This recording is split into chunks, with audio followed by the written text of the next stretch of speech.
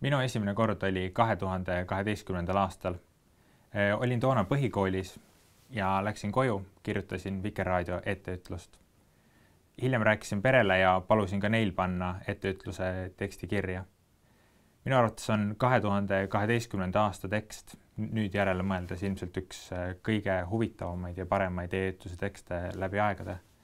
Toona 10 aasta tagune tekst algas nõnda. Täna emakeelepäeval kirjutavad tuhanded eestimaalased e-etteütlust. Mul tunne, et seal tekstis oli olemas nii palju erinevaid momente, mis muutsid selle teksti hästi huvitavaks. Seal oli komasid, lause ülesehitus oli huvitav. Kas või see algus, see oli nii huvitav, kuidas ta põimis kokku meie ühtsustunde etteütluse kirjutamisel. Huvitav lugu on muidugi sellega, et ma ei ole mitte kunagi e-ettütluse teksti saanud ise perfektselt õigesti kirjutatud.